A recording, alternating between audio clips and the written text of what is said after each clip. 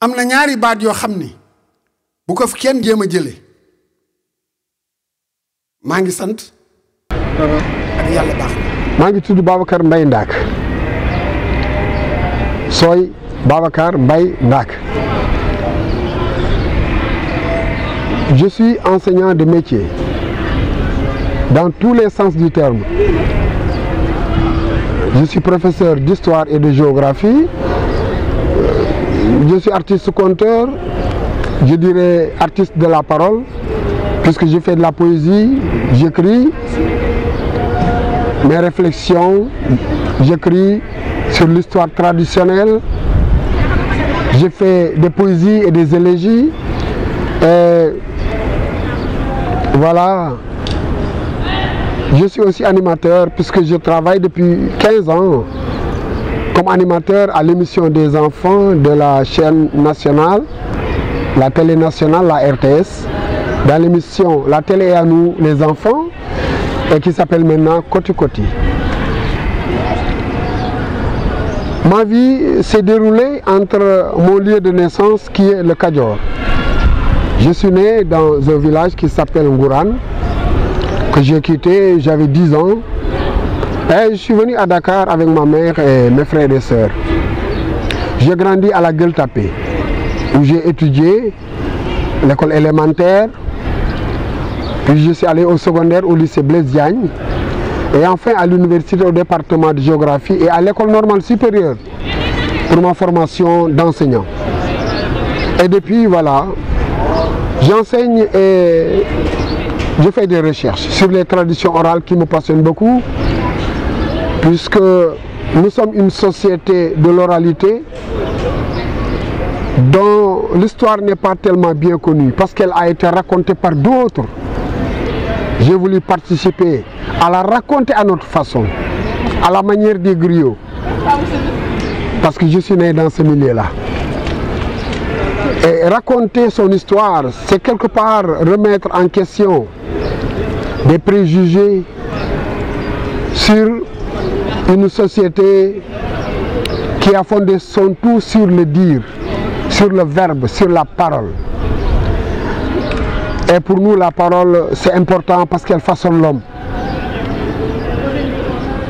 El hombre es el remedio del hombre, comme disent les Espagnols. L'homme est le remède de l'homme. Man is the medicine of man. Their mensch is their mensch medicine. Dans toutes les langues, on retrouve donc l'homme qui n'est pas un loup pour l'homme, mais l'homme qui est l'homme pour l'homme, son frère. Et c'est autour de cette grande valeur enfouie dans un proverbe que j'essaie aujourd'hui de construire ma vie d'enseignant et de chercheur. Je ne fais qu'une chose, je ne fais que de la culture, mais je fais beaucoup de choses dans la culture. Donc voilà ma vie en quelques mots.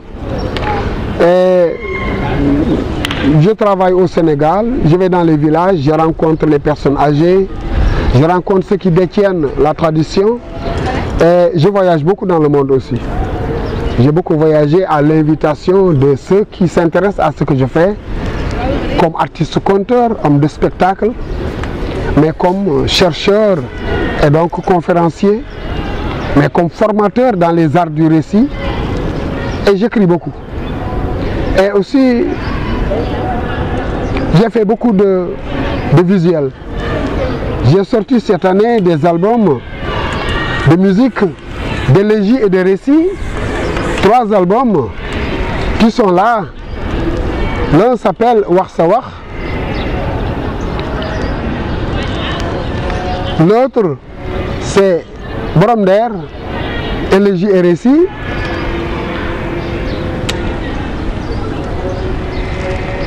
Et le premier que j'ai réalisé en 2006, il s'appelle Soror.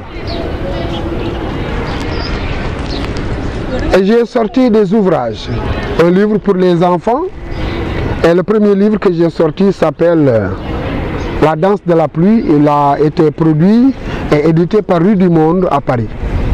Maintenant j'ai des manuscrits, parmi lesquels 2 biographies, une biographie de Mame Cheikh Ibrahima Fall, une autre de Sëñ Abdou Lahad et un recueil de proverbes wolof qui s'appelle Tep Tep, et d'autres encore qui sont là sur le cal, le cousinage à plaisanterie, et sur Saraba et Batakhal. Donc voilà, grosso modo, ma vie tourne autour de l'écriture et du dire, en somme de l'histoire et de la parole qui explique l'histoire.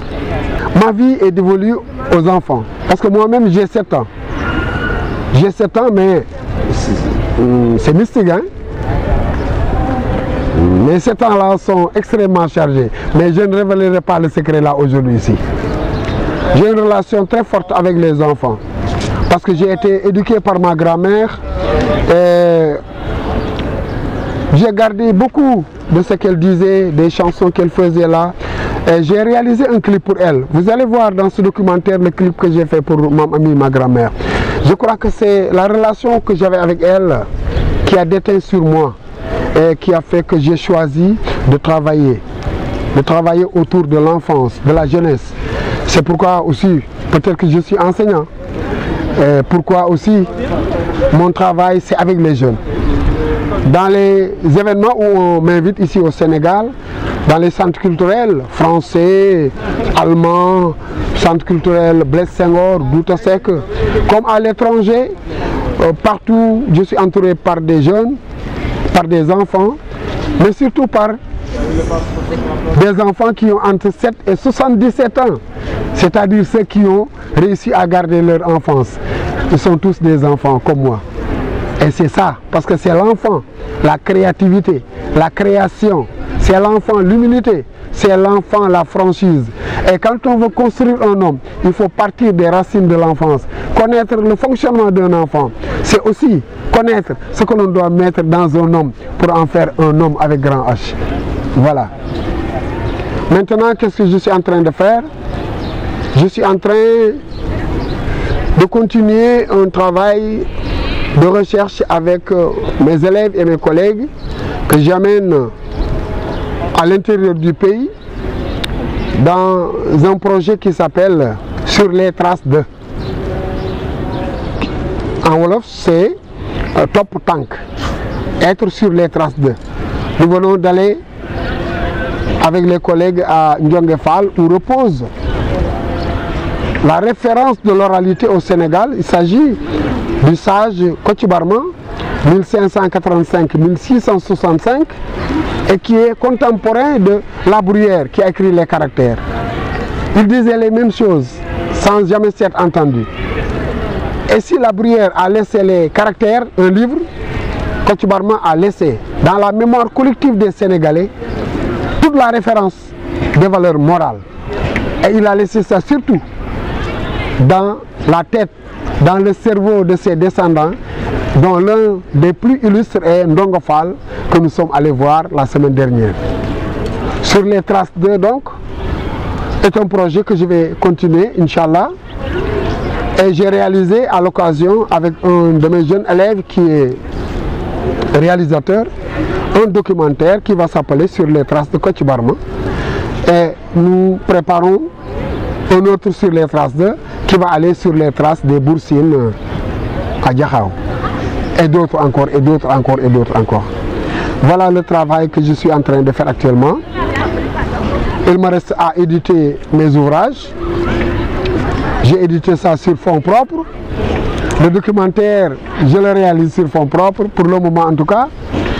Et je rends grâce à Dieu de me donner la santé pour terminer ce vaste chantier. Mais c'est un combat. C'est un combat pour le Sénégal. C'est un combat pour la culture. C'est un combat pour continuer l'action d'un homme qui nous a tous influencés. Cet homme s'appelle Cheikh Anta Diop. Et c'est ma référence. Merci. Si vous me cherchez maintenant, venez seulement à Guédiawaye et donnez mon nom. Babacar Mbaye Ndak, on vous amènera chez moi. Si vous me cherchez, allez au lycée de la Banque islamique à Guédiawaye. Je suis là-bas, tout le temps. Si vous me cherchez, allez à Douta Seck, allez au centre culturel français. Si vous me cherchez, allez à Ngourane, on vous dira où je me trouve. Si vous me cherchez,